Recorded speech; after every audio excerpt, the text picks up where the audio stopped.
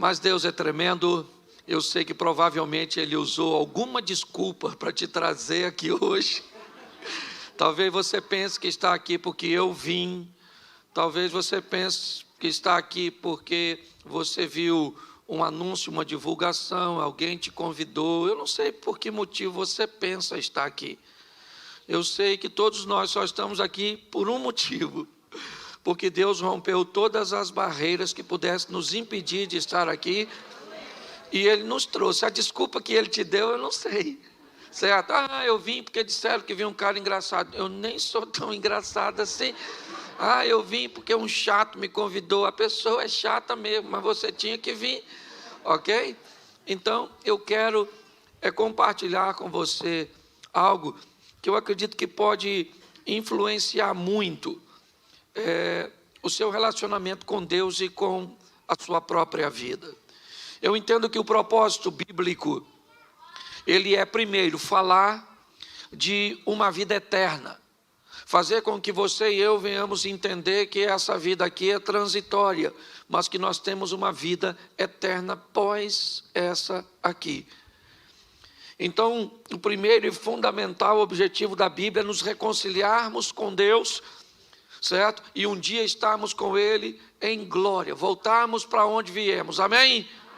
Mas a Bíblia também tem um segundo motivo que é extraordinário, te dá informação para você viver de uma forma excelente aqui na terra. Que você seja feliz, que você se divirta nesses 80 e poucos anos, 70 e poucos anos, 60 e poucos anos que você vai passar por aqui, certo? Se você passar de 80, aí já está fazendo hora extra, não é?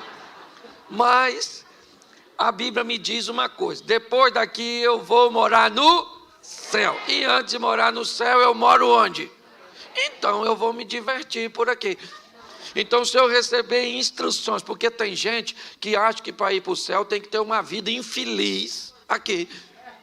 Eu vim aqui para sofrer. Então sofra. Se essa é a sua missão, quem sou eu para tirar de você tal privilégio?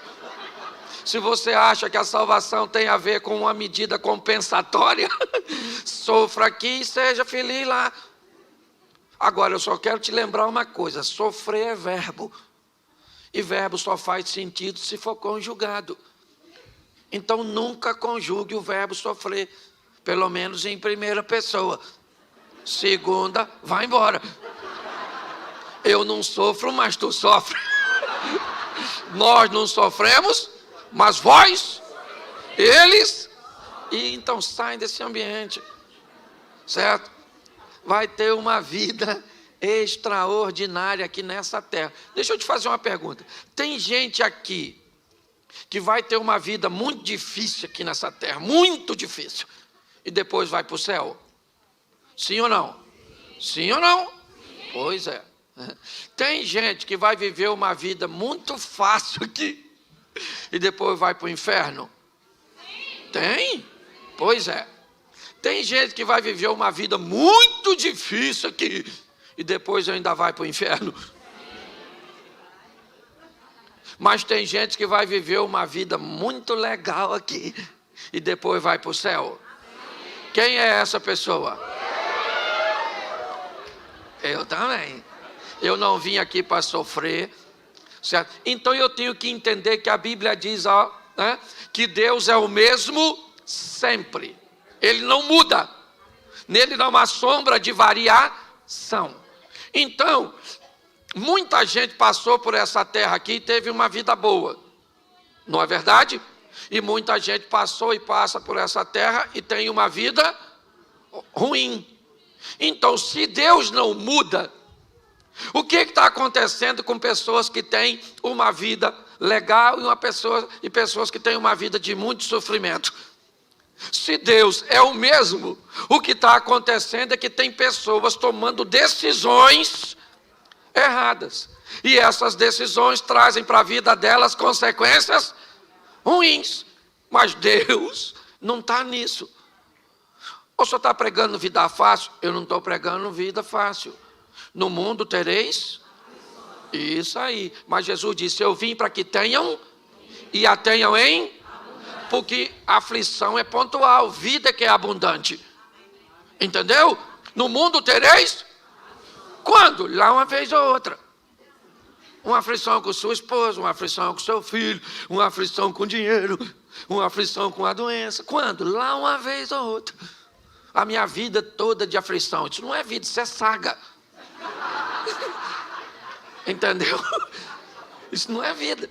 Então, eu preciso que você entenda que grande parte daquilo que você vive é nada mais, nada menos que resultado daquilo que você fez. Então, entenda isso. Nós precisamos ter uma vida boa aqui. Por quê? Porque Jesus está querendo alcançar outras pessoas. E para alcançar outras pessoas, Ele quer usar seus missionários, seus representantes, que somos.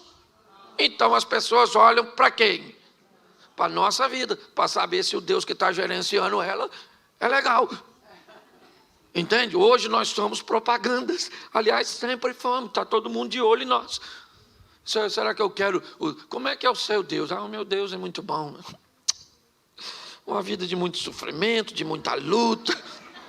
Mas no final, sabe, é muito difícil. Se alguém vier me falar de um Deus assim, eu vou falar, ó, fica com ele, que eu não estou afim disso não. Certo? Eu quero alguém que diga assim, ó, meu Deus é 10. Treinador, sabe o que é? Treinador de UFC. Entende? Eu estou na luta, nas batalhas, mas eu estou vencendo. Uma hora levo umas pancadas aqui, outras ali, mas no final de tudo, levanta a minha mão e sou eu que ganhei essa história.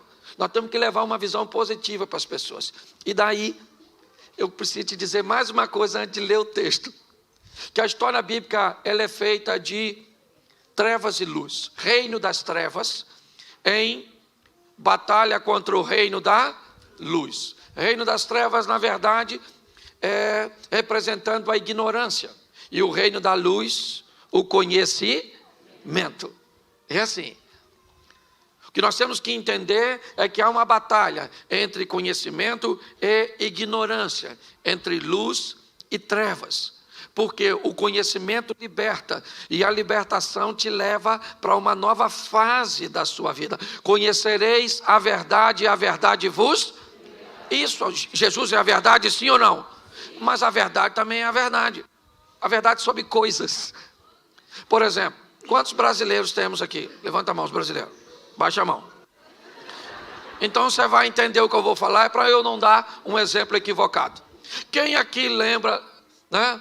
Quando você era pequenininho assim, se você chupar uma manga, não pode tomar leite, que senão você morre. Levanta a mão. Isso aí. Quem lembra assim, quando estiver dando uma trovoada, cobre o espelho, senão atrai. Levanta a mão. Nossa, brasileiro é fantástico. Você lembra disso? Só terminou de jantar, se tomar banho, morre. Quem lembra disso? Todos nós já fomos ignorantes. Presta atenção. Hoje, se você chegar em casa, tiver uma manga e um litro de leite, você faz o que se você tiver com fome? Você faz o quê? Uma vitamina? Hoje você faz. Antes você fazia?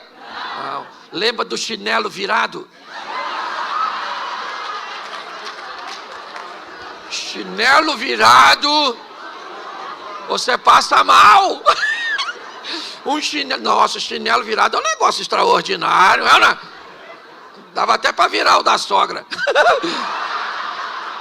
Escute só. O que aconteceu com o chinelo virado?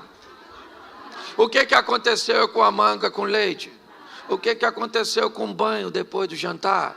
Porque você recebeu alguma coisa que acabou com tudo isso. E sabe o nome disso?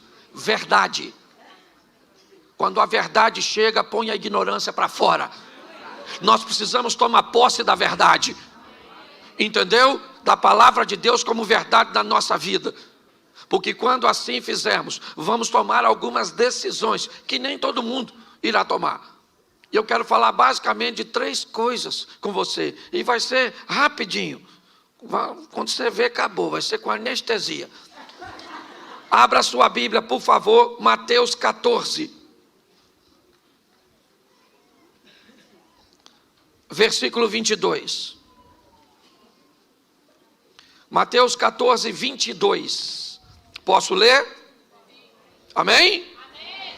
Logo a seguir, Jesus fez com que os seus discípulos entrassem no barco e fosse adiante dele para o outro lado, enquanto ele despedia as multidões. Tendo despedido as multidões, ele subiu ao monte a fim de orar sozinho, e ao cair da tarde, lá estava ele só. Entretanto, o barco já estava longe, a uma distância da terra, açoitado pelas ondas, porque o vento era contrário. Na madrugada, ou na 4ª vigília, Jesus foi ter com eles, andando por sobre o mar. E os discípulos, porém, vendo andar sobre o mar, ficaram apavorados e disseram: é um fantasma! E tomados de medo, gritaram. Mas Jesus imediatamente lhes disse: coragem, sou eu, não tenhas medo. E Pedro disse, repita comigo, Pedro disse. De novo, Pedro disse. Olha o que Pedro disse, não precisa repetir não. Se é o Senhor mesmo, mande que eu vá até aí, andando sobre as águas. Feche seus olhos. Senhor nosso Deus e Pai, continue falando conosco. Usa-me como um canal de bênção, e que a tua verdade prevaleça na nossa mente, ó Pai, dando direção às nossas emoções, em nome de Jesus. Você pode dizer amém? Preste atenção, porque isso aqui é magnífico. Jesus chamou os seus discípulos e disse assim: entrem nesse barco. Em algumas traduções diz, compeliu, mandou, obrigou, insistiu. Eu não sei qual a tradução você tem na mão. Eu só sei que qualquer uma que você tenha, ela significa uma coisa: os discípulos não estavam a fim de entrar. Por quê? Porque a última vez que estiveram com Jesus num barco, foi um sacrifício. Quase fundou. Jesus aqui levantou e falou: cala a boca, vento, fica quieto, mar, não quero nem marola, agora é piscina. Os discípulos levaram um susto. E da outra vez Jesus estava no barco. Dessa vez Jesus falou assim: vão vocês que eu vou depois. Os caras estavam a fim de ir. Da outra vez, se afundasse para eles, afundava para Jesus. E agora que Jesus disse: vão vocês que eu vou depois. Perguntinha básica na cabeça do discípulo: como? Se nós vamos no barco? Olhando por outro evangelho, os discípulos estavam tão preocupados que deixaram um barquinho. Depois você lê, que eu não sou obrigado a ler tudo. Mas eles deixaram um barquinho, porque se Jesus disse que vai depois, eles têm que criar um meio de Jesus ir. Entraram no barco e foram. Jesus disse o quê? Vão vocês, que eu vou despedir a multidão, vou fazer uma oração e depois eu vou. E os discípulos foram, sim ou não? Sim. O vento era contrário, escureceu. O texto diz que Jesus foi encontrar com ele na 4ª vigília. Tu sabe que hora é 4ª vigília? Tem gente que não sabe nem que hora é a primeira. Bom, vamos lá.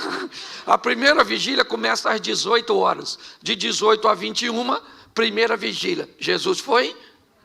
Então até às 9 da noite Jesus não chegou. Certo?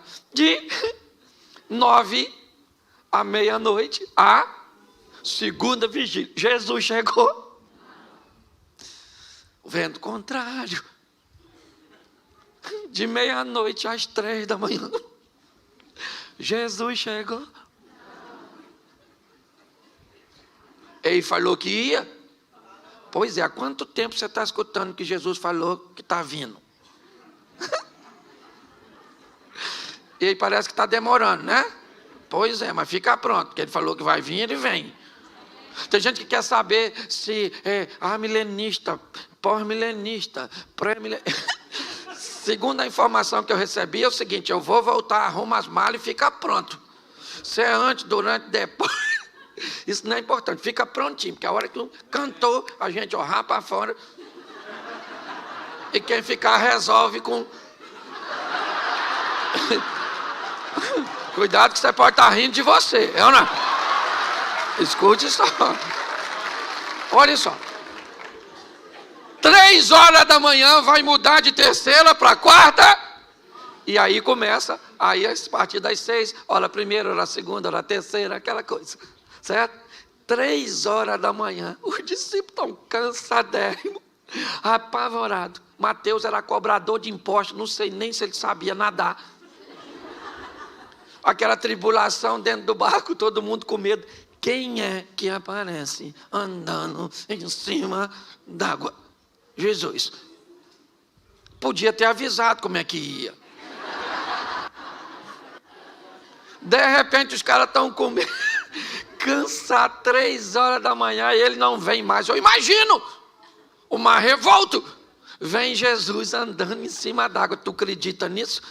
Literalmente tirando onda. Vem ele andando sobre. Quando os discípulos viram isso, começaram a gritar: olha lá um fantasma, socorro! Não tinha mulher não, era só homem. E eles começaram a gritar de medo: fantasma, fantasma.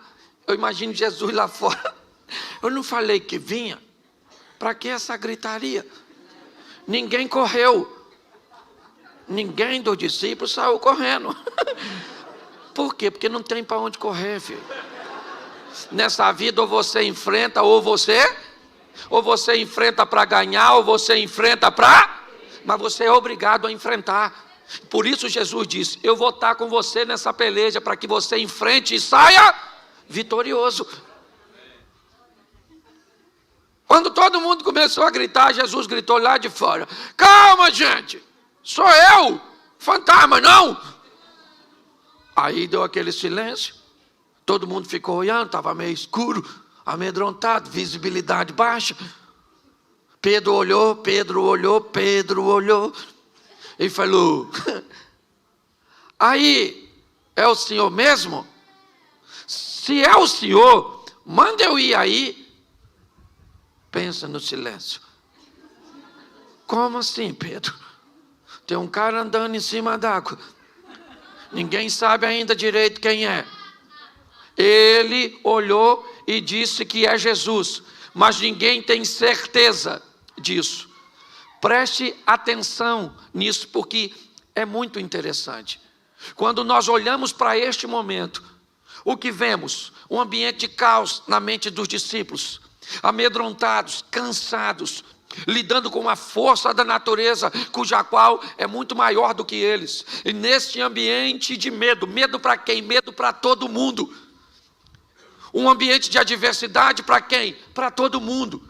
Nesse ambiente, 12 discípulos, eles têm a oportunidade de viver os mesmos medos, de enfrentar o mesmo adversário, de lidar com o mesmo problema. E nesse ambiente, um dos discípulos de Jesus se levanta, controla seu medo e diz: se é o Senhor, me manda andar sobre as águas e onde o Senhor está. Preste atenção, qual era o local mais seguro naquela ocasião? Qual era o local mais seguro? Se você estivesse lá, onde você ficaria? Pois é, gente. Nós queremos viver o sensacional, o extraordinário. Nós queremos ver o agir de Deus, mas queremos fazer o que todo mundo está fazendo, que é ficar no barco. Está na hora de sairmos do barco e protagonizarmos nossa própria história. Está na hora de pararmos de sermos meros narradores de milagres alheios e trazer um ambiente de milagres para a nossa casa, para a nossa vida, para a nossa família, para nosso casamento, para nossos filhos, para nossos negócios. Eu não tenho problema com quem conta milagre dos outros. Não, eu tenho um montão de amigos que vivem seus milagres extraordinários. Mas eu também tenho os meus. Os milagres que Deus tem feito na minha casa, nas minhas finanças, nos meus negócios, no meu ministério, é assim que funciona. Mas para que isso aconteça, está na hora de você parar de fazer o que todo mundo faz e descobrir o novo de Deus para a sua vida. Pedro falou, deixa eu ir aí. O que Jesus falou com ele? O que tinha onde Jesus estava? Nada. O que Pedro foi fazer lá? Nada. Jesus poderia falar, calma Pedro, poxa, eu estou chegando aí. Já eu estou aí, vim aqui para quê? Jesus parou e falou, chega aí Pedro, pode vir. Pensa, Pedro saindo do barco. O discípulo deve ter falado o quê? Pedro bebeu? Ele não deve estar bem da cabeça. É ou não é? O que ele quer ir fazer lá fora? Bom, olha só. Pedro sai do barco? Sim ou não? Sim. E vai andar sobre? Isso. Ele vai lá, volta com Jesus. Quando Jesus entra com Pedro no barco, sabe o que os discípulos falam? Verdadeiramente, o Senhor é Filho de Deus, o poderoso. E Pedro lá deve ter falado, mas ninguém foi lá fora. Vamos imaginar um culto desse na igreja dos discípulos? Depois desse fato que nós acabamos de ler. Vamos imaginar 11 discípulos levantando no meio da reunião e dizendo, gente, gostaríamos de dar um testemunho. Esta semana nós vimos um homem andando sobre... Só que nesse mesmo culto, Pedro poderia dizer, posso falar uma coisa? Só para deixar registrado. O homem que eles viram andando, fui eu.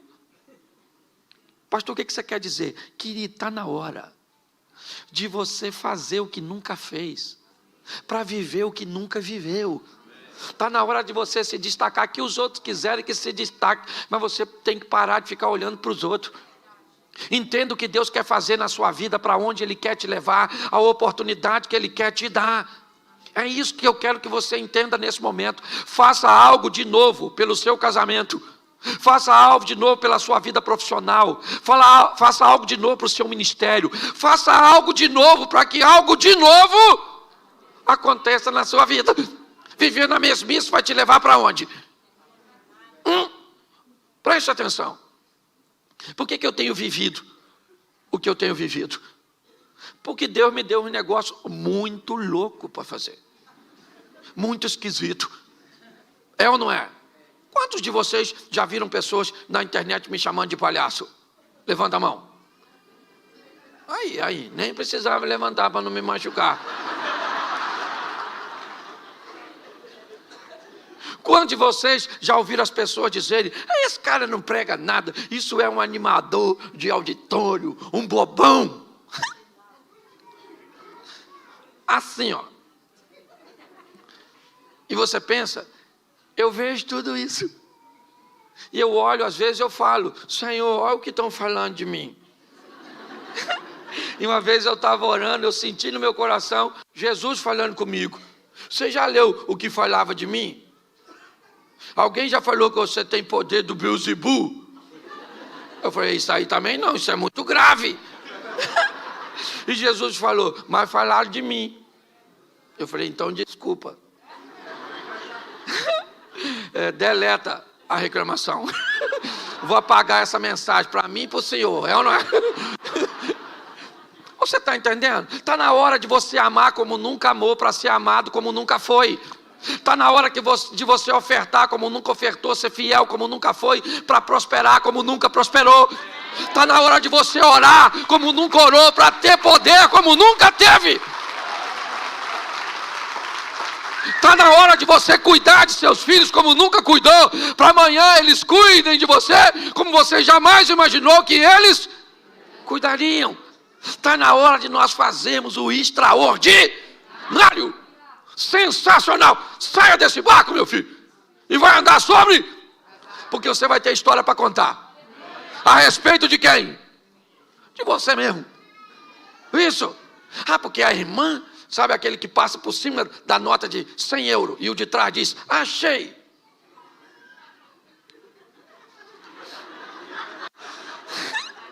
Era eu que tinha que achar.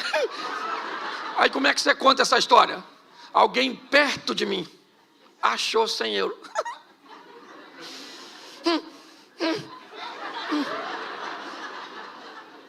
Hoje eu vejo muita gente, certo? Que na hora de contar suas histórias diz que elas aconteceram onde? Pertinho dele. É o marido da outra que mudou. É o filho da outra que... É o ministério do outro. É o outro que viu. É o outro que sentiu. Para com isso. Vamos viver nossas próprias histórias. Deus está esperando que você faça o que você nunca...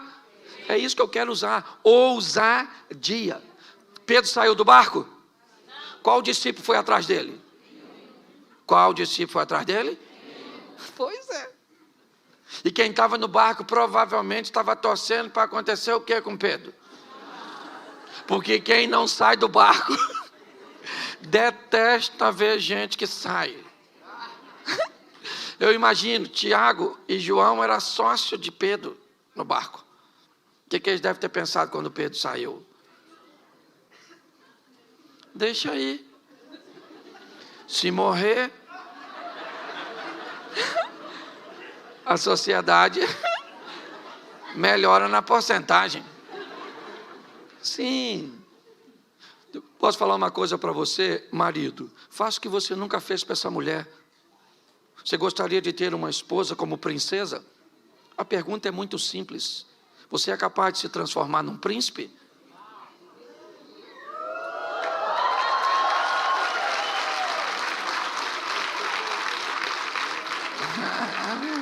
A senhora não pensa que eu vou deixar isso barato?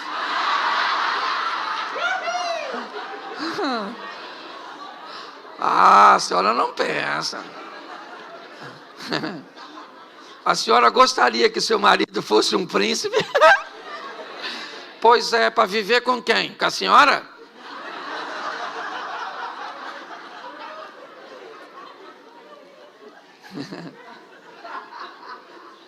Você lembra da história do príncipe que era um sapo? Lembra? Quem beijou? A princesa. Quem se torna príncipe e princesa tem poder para transformar sapos. O que acontece é que nós não estamos mudando porque estamos esperando o outro mudar. Exatamente. E tem que começar por alguém. E esse alguém quem é? Sou eu. É isso aí, eu. Ninguém falou, só eu e a dona aqui. Porque quando nós falamos alguém tem que mudar menos eu, porque eu já nasci pronto. E ninguém muda. Um dia, eu estou vendo minha esposa me tratar com um nível, sabe? Mas pensa assim, aquela coisa extraordinária, exponencial. E aí eu estou lá, falei, essa mulher está tão boa. A Jesus, louvado seja Deus. E fui conversar com ela. Falei com ela, filha, deixa eu falar uma coisa para você, você sempre foi uma mulher legal. Mas olha, esses últimos tempos você está assim, além, fora do comum, extraordinária. O que foi? Ela começou a chorar. Aí eu falei, o que foi, filho? Aí ele falou, não, Cláudio, é que eu estou achando que você vai morrer. Eu falei, vó, não, querida, não vou morrer não. Aí eu perguntei a ela, por que é que você está achando que eu vou morrer? Ela falou, Cláudio, nos últimos meses, você melhorou demais o tratamento comigo. Ou seja, eu estava recebendo nada mais, nada menos, o reflexo daquilo que eu estava fazendo. Entendeu? Leve seu relacionamento para o próximo nível. Vai lá, dê um abraço no seu filho, não interessa a idade do seu filho, abraça, diga para ele, meu filhinho, minha filhinha, eu te amo. Ela vai falar o quê? Vai morrer.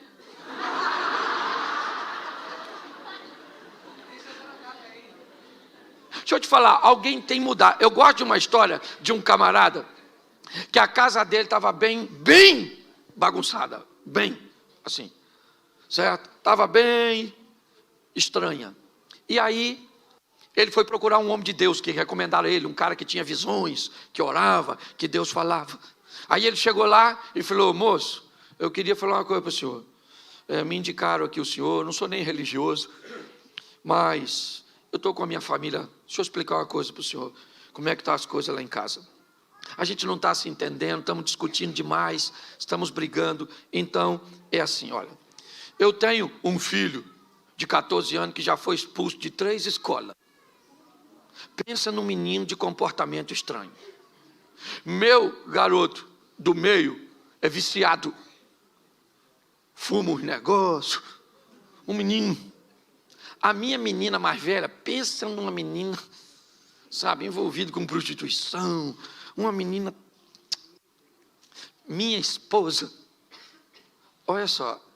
Minha esposa parece que tem rodinha no pé, anda o dia inteiro na rua. Uma mulher desleixada. E eu também não estou aqui só para falar mal dos outros, não. Entendeu? Até porque minha sogra mora lá em casa. E pensa numa mulher. Olha. E aí eu bebo mesmo. Eu bebo porque eu não aguento isso. Então eu queria que o senhor fizesse uma oração por mim, porque minha casa acabou. O homem orou por ele. E assim que terminou de orar, falou: Deus me deu uma visão. Ele falou: então o senhor fala comigo, porque eu preciso resolver minha família.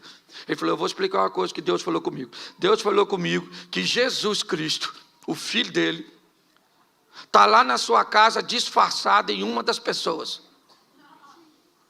E vocês estão tratando mal o filho dele. E por causa disso a sua casa está assim. O homem falou: o que o senhor está falando? Um dos integrantes da minha família, nosso Senhor Jesus Cristo? Vê se seu endereço é esse mesmo aí nessa visão do senhor, porque tem alguma coisa de errado. A qualidade das pessoas lá em casa não cabe Jesus. E o homem falou: olha, não tem. Foi o que Deus falou comigo. Ele foi para casa, no caminho, ainda tomou mais alguma coisa, e foi para casa. Chegou em casa, reuniu a família e falou: fui no homem de Deus que falou para mim um negócio muito esquisito. Falou que um de nós aqui é nosso Senhor e Salvador Jesus Cristo, e nós estamos tratando mal ele, e eu quero que vá falando quem é.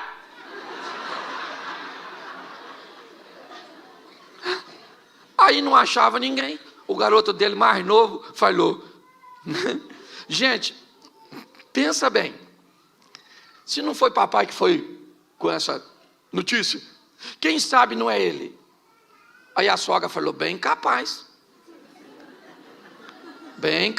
de ser esse cachaceiro. Bem capaz. Aí o filho mais velho falou assim: gente, essa história de Jesus não é uma história antiga? Quem sabe não é vovó? O pai falou: Senhor, perdoa esse menino que ele não sabe o que fala. Vê se Jesus... Fica quieto, garoto, drogado.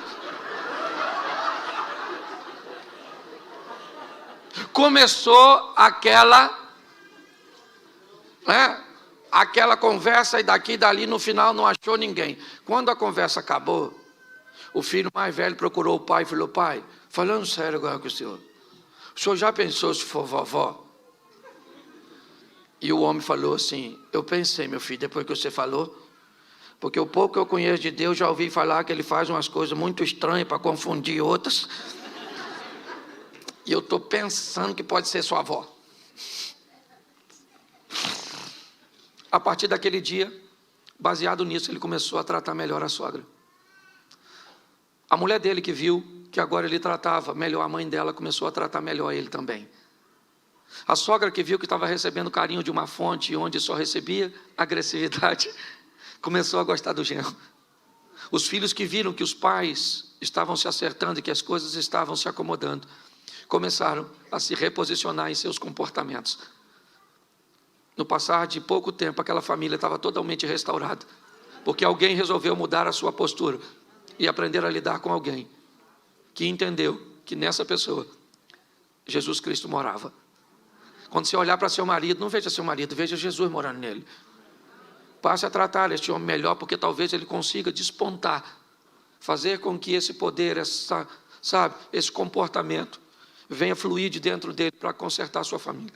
Mas para a nossa vida mudar, precisa de atitude de um Pedro, de alguém que resolva ser o primeiro a sair do barco, a enfrentar um ambiente estável, a enfrentar a escuridão, a enfrentar a incredulidade dos outros, mas entende para onde está indo. Pedro disse, se é o Senhor, eu queria lembrar você, Lucas capítulo 5, o primeiro encontro de Jesus com Pedro.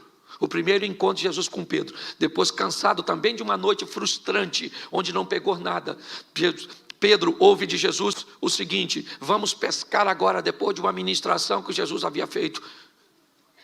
Pedro disse, Senhor, sob a tua palavra eu vou lançar minhas redes. É o Senhor que fala, porque eu sei que não tem nada, eu sou pescador. Eu entendo, acabei de vir de uma noite que não peguei nada, só cheguei aqui com minhas redes sujas, acabei de lavar e o Senhor manda lançar de novo, então diga onde eu devo jogá-la. É esse mesmo Pedro, que sabendo disso na primeira experiência, disse lá no final, se o Senhor falar, se o Senhor mandar, eu vou andar sobre as águas. Pois é, Cristo me mandou nessa manhã aqui dizer para você que você está autorizado a andar sobre as águas para viver os milagres que Ele tem para a sua casa, para a sua família, amém? Mas Ele precisa, sendo o mesmo, que você não seja mais o mesmo, entende? Ele continua o mesmo e nós temos que mudar para levar nossa vida para um outro estágio, para uma outra dimensão. Posso ouvir um amém? Eu quero usar um outro texto. Abra sua Bíblia aí, 1 Samuel, lá no Velho Testamento. 1 Samuel, capítulo 16. Eu acho que é isso.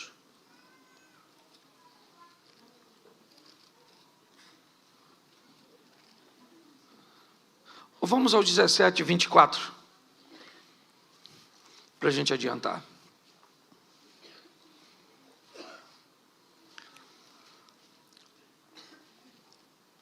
Repita comigo 24. Todos os israelitas, vendo aquele homem, fugiam de diante dele com muito medo, e diziam uns aos outros, vocês viram aquele homem? Ele veio para afrontar Israel. Presta atenção, enquanto Pedro nos inspira a ter ousadia, Davi vai nos inspirar a ter coragem. Preste atenção, o texto diz que há um ambiente de guerra no vale de Elá, ou de Socó, não sei como é que está a sua tradução. E nesse ambiente de guerra, há um soldado muito poderoso, vindo das tropas inimigas dos filisteus, certo? E a proposta dele não é que haja guerra entre as duas nações, mas que haja um duelo, onde um soldado de Israel vai aceitar o convite para duelar contra esse soldado filisteu, Golias, um gigante, e não gigante simplesmente pelo tamanho, mas pela estrutura de indumentária de batalha que ele carregava sobre si. Só olhar para um homem, certo, de uma nação inimiga, vindo com aquela couraça, com aquele escudo, com aquele capacete, aquele homem na verdade era a representação de um tanque de guerra. Por isso que todos olhavam para eles e sentiam medo. Uns conversavam com os outros, viu o gigante? Rapaz, o cara é grande, matador desde garotinho, ninguém pode lutar com ele. Estavam certo ou errado? Claro que estava certo. Olhou para o cara é grande, quase matou a mãe dele quando nasceu. O cara extraordinário era o Golias. Olha só, e agora quem é que chega no vale de Socó, puxando um jumentinho? Davi. Estacionou o jumento. Eu acho isso maravilhoso. O texto diz que uns diziam para os outros, viram aquele homem que subiu para afrontar, uns diziam para, só que Davi não estava lá, então Davi não ouviu ninguém falar com ele, porque ele acabou de chegar. Entendeu? Uns falavam para o outro, uns viram, está difícil, o cara é grande, nossa, grandão, olha, a espada, o escudo, a lança, nossa, que medo. Davi está escutando isso? Davi está matando o leão, matando o urso, o menino está arrebentando. Olha só, então ele chega limpinho, porque é isso, eu queria limpar a sua mente hoje. Eu queria limpar sua mente dessas palavras negativas. Ah, o ambiente é muito difícil. Ah, a situação é muito desafiadora. Ah, meu Deus, ó vida, ó céu, Não, querido. É olhar para o gigante e dizer: Senhor,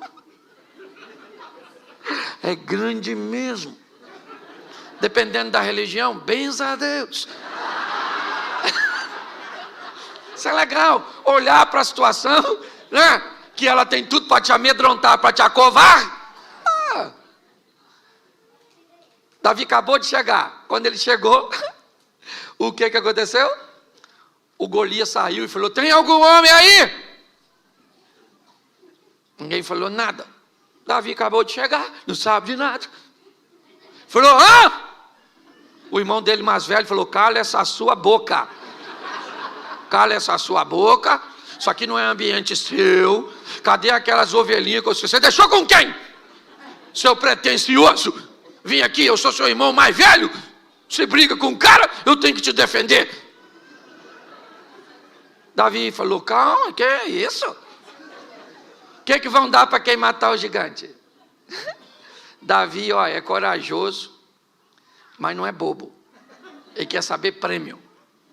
Alguém falou: escuta só, quem matar o cara lá, um negoção, ó.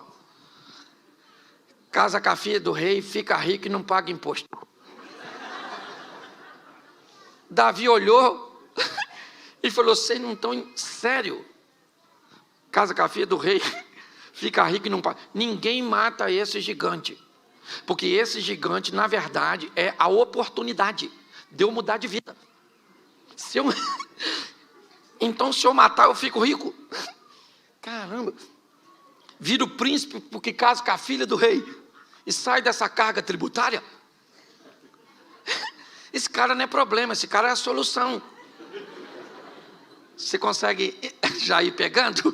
O problema que você está enfrentando não é problema, ele é a possibilidade que Deus criou para você vencer e se promover.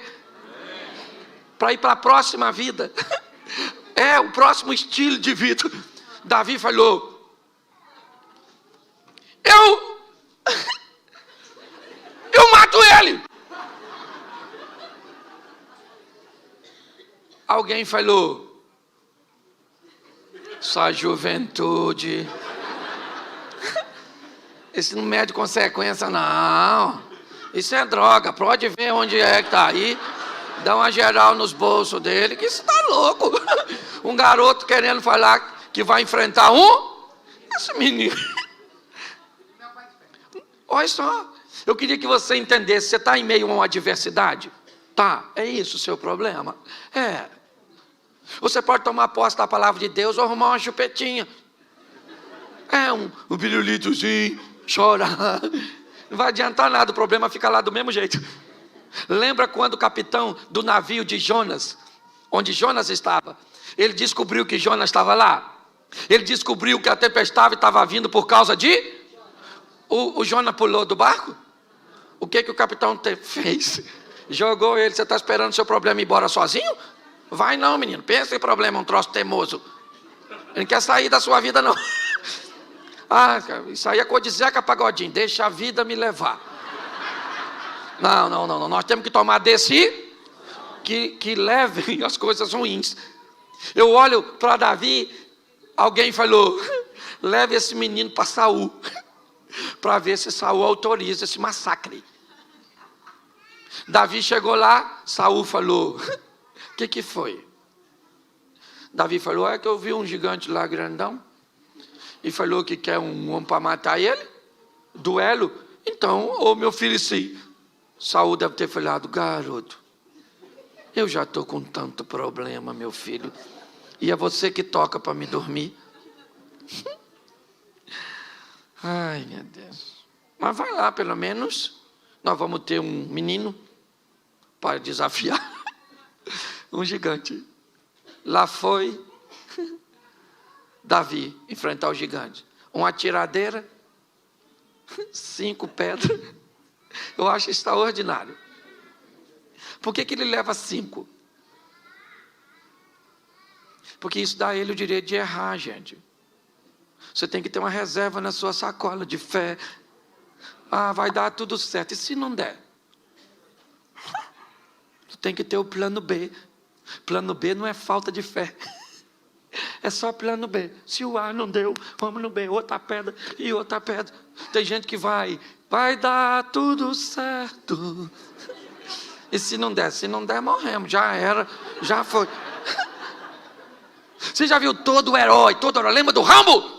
Ele tinha uma metralhadora, sim ou não? Mas aqui, na cinta, ele tinha uma. Porque quando acabava as balas,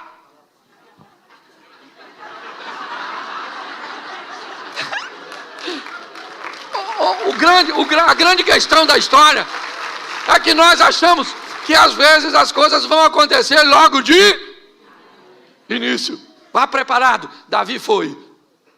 Eu acho isso sensacional. Com medo do gigante, sim ou não? Sim ou não? Sim. Claro. Olhou para o gigante, mas ele pensou na filha do rei. Caramba, aquela menina, poxa, só tem que viver eu, só isso. Só isso, é só isso. Outra coisa, ovelhinha nunca mais. Agora você é o dono da ovelha, isso aí, imposto, que é isso, imposto? Agora nada de imposto, pagar mais nada. Vamos lá. Quando ele chega, está todo mundo olhando. O gigante e o menino.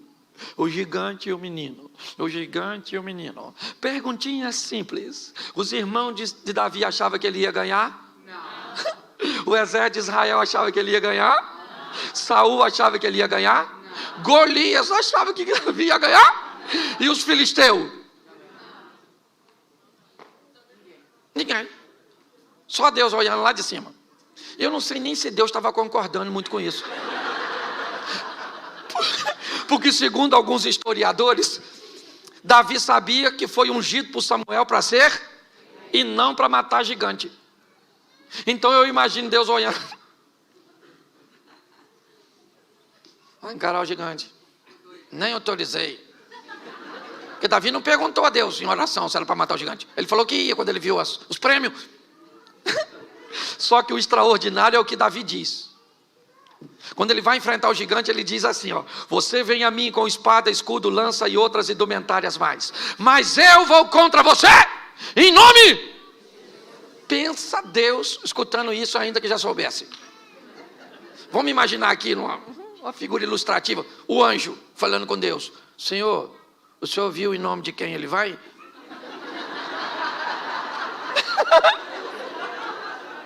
E ele falou que vai em nome do Senhor. E o Senhor dos exércitos é o Senhor. O que Deus deve ter falado? Golias morreu. Se esse camarada vai enfrentar o inimigo em meu, o inimigo já caiu. Você está entendendo? É isso que eu quero que você entenda. Agora, isso é maneiro. Todo mundo torcendo contra Davi. Até o soldado de Israel não queria que ele matasse não, porque era uma vergonha aquele menino matar gigante. E aí tá lá. Davi falou: vou dar-lhe uma pedrada na cabeça desse cara. Ô gente, isso para mim inspira a sua juventude. Porque quando é que a gente resolvia coisa na pedrada? O maior vinha te bater, o que você fazia? Vem agora, vem. O cachorro vinha te pegar, você fazia o quê? Pegava na pedra. Escute isso. Você pode rir, não tem problema, isso faz parte do meu ministério. Você não pode perder a mensagem. Suas batalhas só serão vencidas se Deus estiver à frente dela. É com ousadia, fazendo o que ninguém faz, que você vai chegar onde ninguém chegou. Não queira o posto dos outros, queira o local que Deus tem para você. Quando eu olho para esse momento, o que eu vejo? Eu vejo um menino num ambiente de incredulidade, mas um menino que tem uma história com Deus. Foi isso que ele disse para Saul: eu matei leão, eu matei urso. Eu tenho experiências com Deus num ambiente onde ninguém é capaz de enxergar. E é no anonimato que nós aprendemos que Deus vai nos dar oportunidades extraordinárias Entendeu?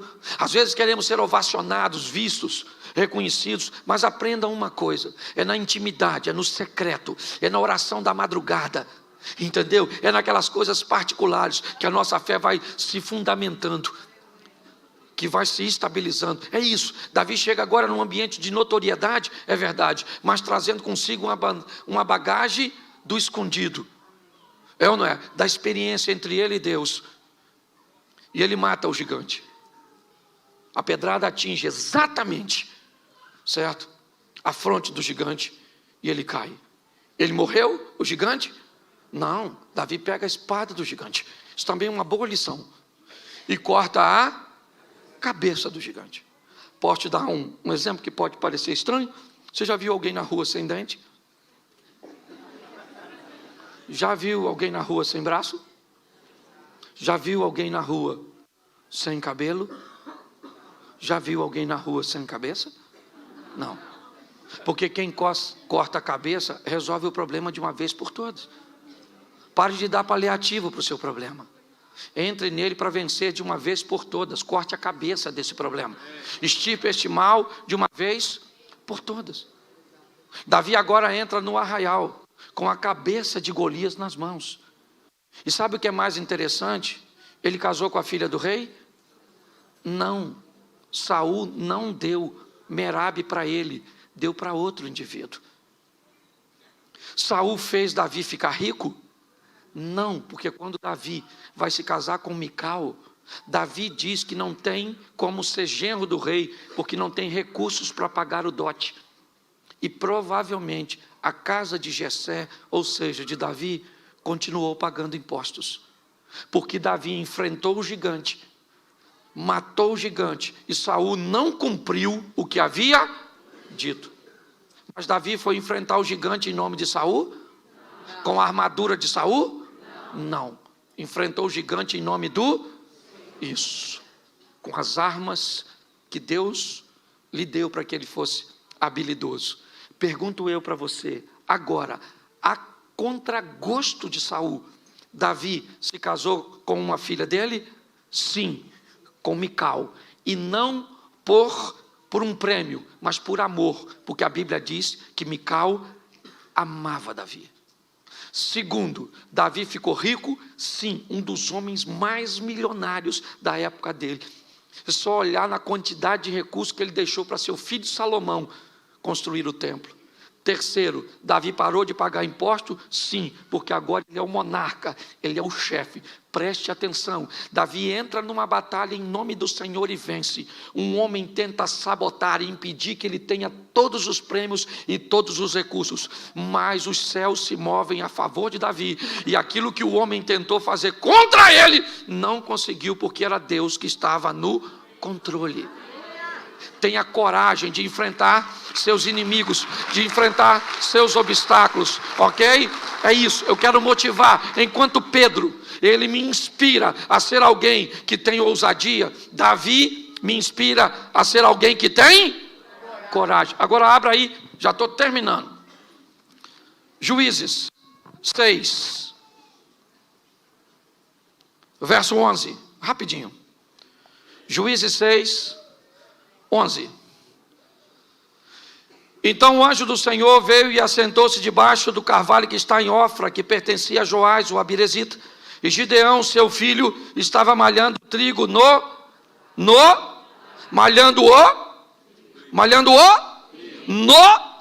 Olhe para mim agora, porque eu preciso terminar com você aqui.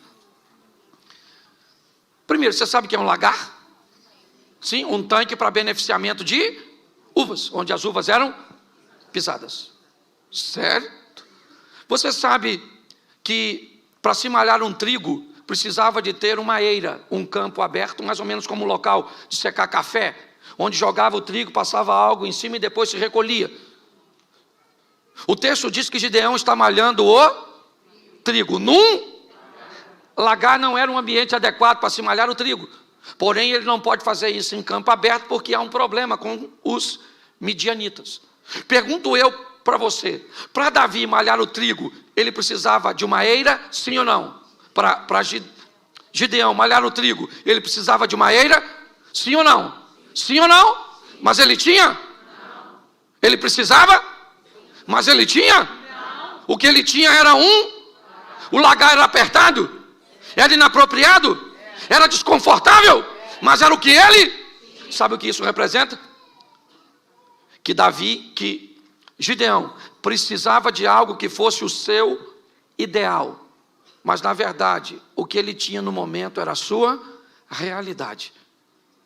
Eu preciso encarar a minha realidade para alcançar meu ideal. Se eu não tiver forças, se eu não tiver ousadia para encarar a minha realidade, eu nunca vou para o meu ideal.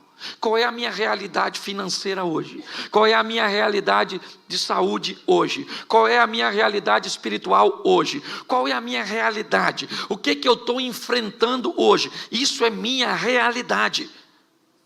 Quando eu olho para este homem, eu olho alguém que é capaz de enfrentar a sua realidade para alcançar o seu ideal. Hoje, pessoas, mediante as suas realidades, elas se embotam, elas se comportam de forma ruim. Já que eu não tenho, querido, vou falar uma coisa para você. O primeiro carro que eu tive na minha vida foi uma Brasíliazinha velha. Ela esquentava bobina. Eu tinha que andar com 1 litro d'água e com um pano molhado, porque aí eu amarrava o pano molhado na bobina e ela andava. Depois troquei por um Voyage. Não sei se eu estou falando dos carros aqui, talvez você não lembre, mas era um carro melhorzinho, um pouquinho. Mas eu comprei ele de noite quando estava chovendo. O cara me enganou. E aí eu troquei por outro carro que se apaixonou por reboque. Uma vez ele parou, eu indo do Rio para São Paulo, e eu mandei rebocar, levar para uma oficina, e quando ele desceu do reboque, que o mecânico ligou, ele pegou. E aí o mecânico olhou para mim e falou: mas o que ele tem, senhor? Eu falei: vontade de andar de reboque.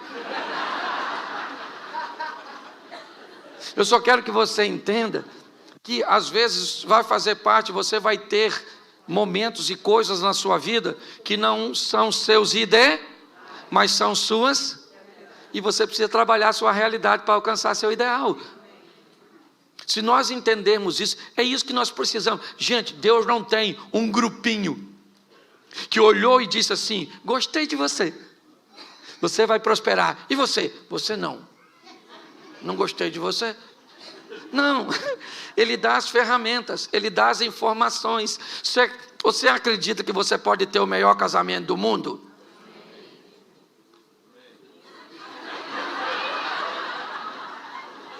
Vamos tentar de novo, Senhor. Em nome de Jesus. Você acredita que você pode ter o melhor casamento do mundo? Seu filho pode ser extraordinário? Você pode ter recursos para pagar todas as suas contas? Você pode ter uma saúde legal? Uma fé inabalável? Isso tudo depende de quem? Isso. De mim. Não é do pastor, não é da igreja, não é do governo, não é de nada. Eu sei que cada um tem seu chamado. Eu não fui chamado para sair do Brasil, você foi. Olha que beleza. Eu prospero lá, eu vivo lá, eu cresço, eu amo o local que eu moro. Um local pequenininho que foi feito no 6º dia. Deus já estava indo embora e falou: Xerém. Mas é o local que eu amo, é isso que eu quero que você entenda. É isso que eu quero. Então você tem que ver onde você está. É aqui. O que você é? Você é o quê? Você é brasileiro? Você é português? Você é espanhol? O que você é? Você é angolano? De onde é que você veio? Querido, presta atenção. Isso não é relevante. O relevante é que todos nós temos o mesmo Deus. Mesmo Deus. É isso aí. Então vamos ser ousado.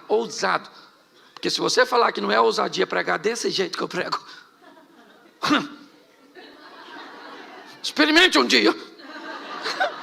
E você vai ver. Aprendi a ter coragem. O gigante aparece. Eu tenho que derrubar gigante, matar leão, urso. Encaro minha realidade. Para alcançar o meu ideal. Eu queria que você ficasse de pé agora. Eu queria que alguém fizesse um barulho sagrado aqui. Isso. Fecha seus olhos. Feche os seus olhos. Pode fechar que ninguém vai pegar nada seu. Não está no Rio de Janeiro.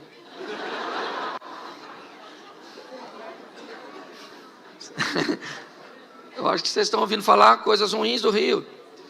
Porque eu estou aqui como carioca, mas estou convertido. Você não quer fechar os olhos com medo de eu pegar alguma coisa sua?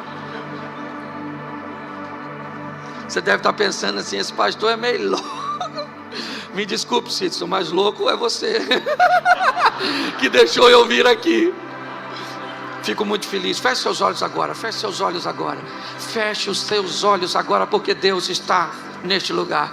O Deus que deu condições a Pedro de andar sobre as águas. O Deus que deu condições a Davi de matar um gigante.